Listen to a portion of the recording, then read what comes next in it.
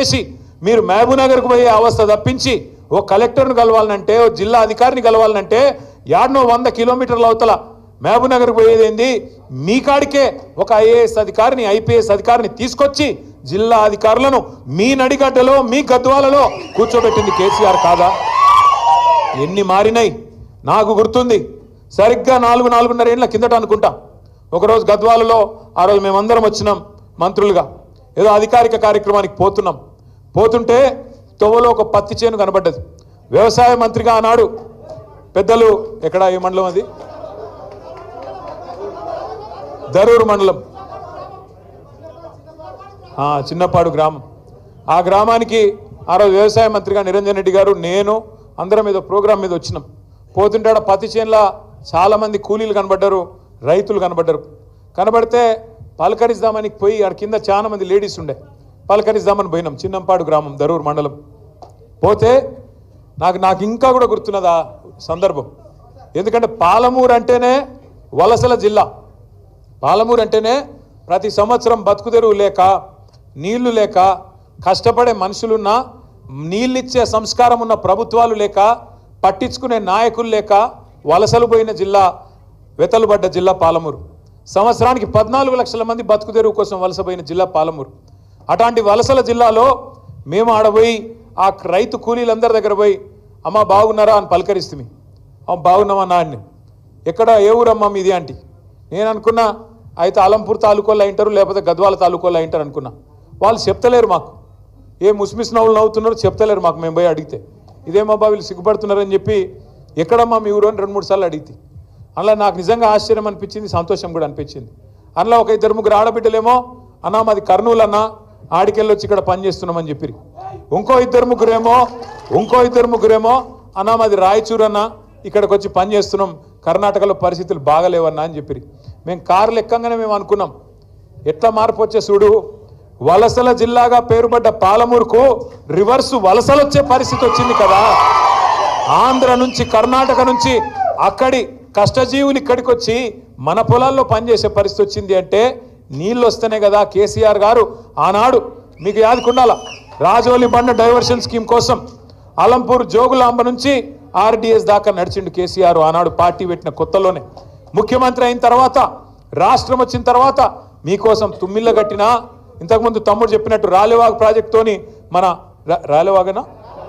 రాలెంపాడు ప్రాజెక్టుతో 2 లక్షల ఎకరాలకు నీళ్ళు ఇచ్చిన కేసీఆర్ ప్రభుత్వమే చేసిందా లేదా? అందుకే నిజాయితీగా నడిగడ్డ బిడ్డలు మళ్ళా కేసీఆర్ రావాలని చెప్పి మీరు 3 సార్లు కూడా ఓట్లేసి గెలిపించినారు. కానీ ఓటేసి గెలిపిస్తే ఇలా రాష్ట్రంలో జరుగుతున్నది ఏంది?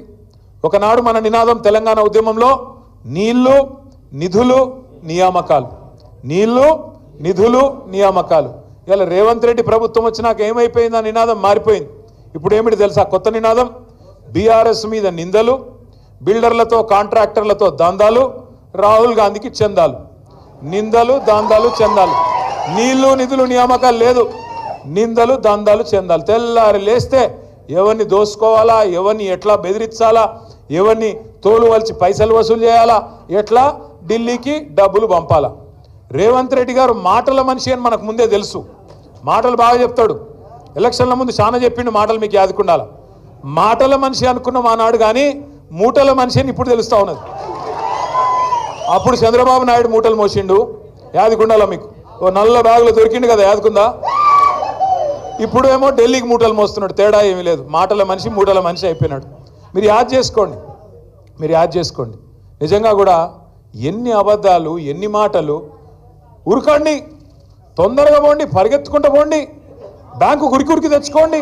2 లక్షల రుణం నేను వస్తున్నా రాగానే సోనియమ్మ మీద ఒట్టు మాఫీ చేస్తా అన్నాడు. డిసెంబర్ 9 నాడు సంతకం పెట్టేస్తా అన్నాడు. పిలిచిండు బ్యాంక్ వాళ్ళని పిలిచిండు. బ్యాంక్ వాళ్ళందరిని అడిగిండు, మరి 2 లక్షల దాకా రుణం మాఫీ చేయాలంటే ఎన్ని పైసలు అవుతాయి అని అడిగిండు.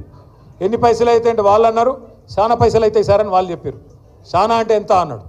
దగ్గర 50,000 కోట్లు అవుతాయి సార్, కరెక్ట్గా చెప్పాలంటే 49,500 కోట్లు అవుతాయి సార్ అని చెప్పారు. చెప్తే ముఖ్యమంత్రికి గొంతులో రాయబడ్డట్టు అయింది. వామ్మో ఇదేమి రాని తెలియక చెప్తిమి, ఏదో ఒకటి చెప్తిమి, ఎట్లా అని ఆలోచన చేసినాడు. ఆయన బట్టి ఇద్దరు కూర్చున్నారు, ఏం చేయాలా ఆలోచన చేసి తెల్లారి ముఖ్యమంత్రి గారు ఎక్కడో మీటింగ్లో మాట్లాడుతున్నాడు.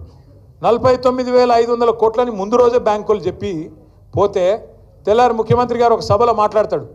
40,000 కోట్లు నేను కట్టేస్తా, ఒక్క సంవత్సరం కడుపు కట్టుకుంటే 40,000 కోట్లు కట్టి పారేస్తా అన్నాడు.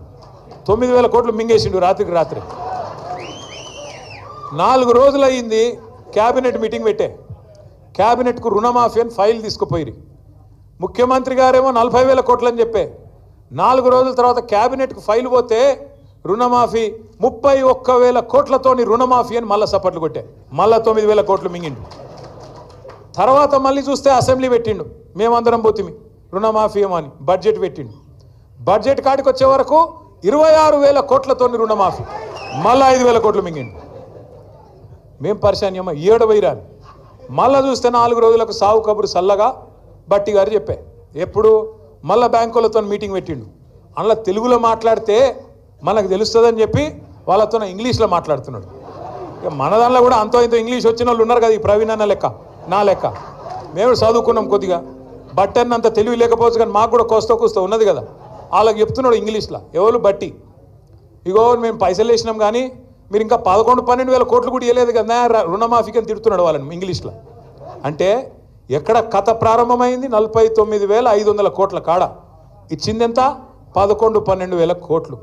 చారాన కోడికి బారాన మసాలా అంటే విన్నరా? ఇదే ఎక్కడ 49,000 కోట్లు, ఎక్కడ 11,000 కోట్లు. ఇంకా సిగ్గు లేకుండా దానికి రుణమాఫీ చేసేసినాం, మేమేదో ఏకేసినాం పీకేసినాం అని చెప్పి ఊర్ల నిండా ఫ్లెక్సీల మొఖాలకి. నేనేమంటా అంటే నాకు నిజంగా కొంత బాధ అనిపిస్తూ ఉన్నది. ఈ మధ్యన ముఖ్యమంత్రి గారు మాటలు వింటుంటే ఆయన మానసిక స్థితి మీద కూడా నాకు అనుమానం ఉన్నది. నేను ఊరికేనా అంటలేను, మీరు చూడండి. ఆయన తాపకో తీరుగా మాట్లాడతాడు, ఇటు తిరిగి తొక్కలెక్క మాట్లాడతాడు, ఇటు తిరిగి తొక్కలెక్క మాట్లాడతారు. ఆయన అపరిచితుడు సినిమా చూసిరా మీరు? అపరిచితుడు చూసిరా? అందులో ఒకటే మనుషులు ఇద్దరు ఉంటారు, ఒకడు రాము ఒకడు రెమో. వాడే ఇదంటాడు, వాడే అదంటాడు. ఎవడేందో మనకు అర్థం కాదు. వానికన్నా కనీసం జుట్టు ఉంటుండే, వీనికి అది కూడా లేదు. వీడు ఎప్పుడేం మాట్లాడతాడో తెలియదు. ఒక్క మాట మీరు ఆలోచన చేయండి. బయట ఏం చెప్తాడు రేవంత్ రెడ్డి? నన్ను ఎవడు నమ్ముతలేడు మార్కెట్లో, నేను ఢిల్లీకి పోతే అపాయింట్మెంట్లు ఇస్తలేరు, చెప్పులు ఎత్తుకపోతున్నామో అని అపాయింట్మెంట్లు ఇస్తలేరు, ఇది ఆయననే చెప్తాడు. మళ్ళీ అసెంబ్లీకి వస్తాడు, నేను 1,58,000 కోట్లు అప్పు చేసిన అని ఆయనే చెప్తాడు. మరి నీ ఎవడు నిజము? బయట అప్పు ఉడతలేడన్నోడు నిజమా? లేకపోతే సంవత్సరం లోపలే 1,58,000 కోట్లు అప్పు చేసినానోడు నిజమా? చెప్పడు మనకు. అట్లే ఒక దిక్కేమో రాష్ట్రం దివాలా తీసింది అంటాడు రేవంత్ రెడ్డి, మళ్ళీ దిక్కు చూస్తేనేమో ఏడబడతాడు హోర్డింగ్లు, తెలంగాణ రైజింగ్. తెలంగాణ రైజింగ్ అయితే మరి దివాలా ఎక్కడ తీసింది? దీనికి సమాధానం చెప్పడు. ఒకటి కాదు ఎన్నున్నాయంటే అంటాడు, ఏదా కాకతీయ తోరణం అది రాజుల చిహ్నం, రాచరిక పోకడ, తీసిపారేయండి అన్నాడు. చార్మినారు రాజుల పోకడ, తీసిపారేయండి అన్నాడు. మళ్ళీ చూస్తేనేమో సుందరాంగులు వస్తే అదే చార్మినార్ కాడికి తీసుకుపోయి ఫోటోలు తీస్తాడు. కేసీఆర్ ఆనవాళ్ళు లేకుండా చేస్తా అంటాడు ఒక దిక్కేమో. ఇంకో దిక్కేం చేస్తాడు? యాదగిరిగుట్ట తీసుకుపోతాడు, సెక్రటేరియట్ తీసుకుపోతాడు, కేసీఆర్ కట్టిన కమాండ్ కంట్రోల్ సెంటర్ కాడికి తీసుకుపోతాడు.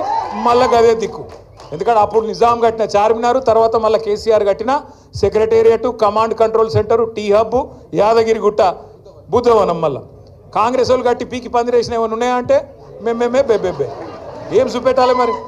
అది బాధ రేవంత్ రెడ్డి గారిది. కానీ నాకు తెలియక అడుగుతా, ఇప్పుడు మీరు అందరు ఇక్కడ ఉన్నారు, ఇలా అప్పు లేనోడు ఎవడన్నా ఉన్నాడా అన్న? లేనోళ్ళు చేయలేవట్టురు భయ ఎవరన్నా? అప్పు లేనోడు, నీకు అప్పు లేదా? నేను అసెంబ్లీలో అడిగితే ఎవరు చేయలేవట్టలు, ఎమ్మెల్యేలు అందరూ ఒక్కడు చేయలేవట్టిండు బట్టి విక్రమార్క. ఇక మరి 20% 30% ఉన్నట్టున్నది, అందుకే ఆయన ఒక్కడికి మాత్రం సేఫ్ ఉన్నాడు, మిగతా వాళ్ళకి మాత్రం అప్పులు ఉన్నాయంట. ఎందుకంటున్నా అంటే అప్పున్నా లోపల ఎన్ని కష్టాలున్నా, కుటుంబాన్ని నడిపే కుటుంబ పెద్ద, లోపల బనీన్ల పొక్కలున్నా ఏం చెప్తాం? బయటికి మాత్రం కడక అంగి వేసుకొని నాకేమైందిరా కగ, లోపల బనీన్ల పొక్కలున్నా బయటికి మాత్రం ఏం చెప్తాం? నాకేమైందిరా, నాకు 1,00,000 రూపాయలు ఇస్తే తెల్లారి ఎవరు కడతా అంటాం, అంతేనా? కానీ ఎవడన్నా ముఖ్యమంత్రి అంటాడు నన్ను కోసుక తింటారువా, నాకు అక్కడ పైసలు లేవు. ఎవడన్నా మాట్లాడతాడు ఇట్లా? నాకు అర్థం కాదు. నా రాష్ట్రం ఎయిడ్స్ పేషెంటు, నా రాష్ట్రం క్యాన్సర్ పేషెంటు, ఎవడన్నా వస్తాడా నీ కాడికి? ఎయిడ్స్ పేషెంట్ ఎవడన్నా ముట్టుకుంటాడా? మరి గదే నేననేది. గిట్లా మాట్లాడేటోడు మన కర్మగాలి మన ముఖ్యమంత్రి అయి సచ్చిండు. నేనేమంటా అంటే దయచేసి ఇంకో 3 ఏళ్ళు ఈ దరిద్రం మనం అనుభవించాల్సిందే, మనకు వేరే మార్గం లేదు. మీ గద్వాలకు మార్గం ఉంది, తొందరలో ఉప ఎన్నిక వస్తుంది, మళ్ళా గులాబీ జెండా ఎగురుతుంది, బరాబర్ గెలుస్తాం. వాస్తవానికి శ్రీనివాస్ గౌడ్ గారు కరెక్ట్గా చెప్పినాడు. వాళ్ళు ఎలక్షన్లు పెట్టడానికి భయపడుతున్నారు. ఏడ ఎలక్షన్ పెడితే ఈ బలుగుతుందేమో, ఏడ పదవి పోతుందేమో అని భయం అయితే బాగున్నది లోపల. కానీ రేపు గట్టులో కానీ, కేటీ దొడ్లో కానీ, దరూర్లో కానీ, ఏ మండల్లో కానీ రేపు కారు గుర్తు మీద ఎవరు నిలబడ్డా కారు 200 స్పీడ్తో ఉరకాలి. అభ్యర్థి ఎవరన్నది కాదు, ఖచ్చితంగా కారు అంటే కేసీఆర్ మళ్ళా రావాలంటే గట్టిగా గుద్దాల్సిందే. గట్టిగా జిల్లా పరిషత్లో కూడా గద్వాల మీద మన జెండా ఎగరాల్సిందే. నేను మిమ్మల్ని అందరినీ ప్రార్థించేది ఒకటే, కాంగ్రెస్ చేస్తున్న మోసాన్ని, బీజేపీ బూటకపు వ్యవహారాన్ని ఊరూరికి తీసుకొని పోవాల్సిన బాధ్యత మన మీదనే ఉన్నది. మళ్ళా తెలంగాణకు ఎన్నటికైనా గులాబీ జెండా అనే గుండె ధైర్యం అనే మాట నేను మీ అందరికి విజ్ఞప్తి చేస్తా ఉన్నా. మిగతా పార్టీలు, ఢిల్లీ పార్టీలు నమ్ముకుంటే ఎంత మోసం జరుగుతుందో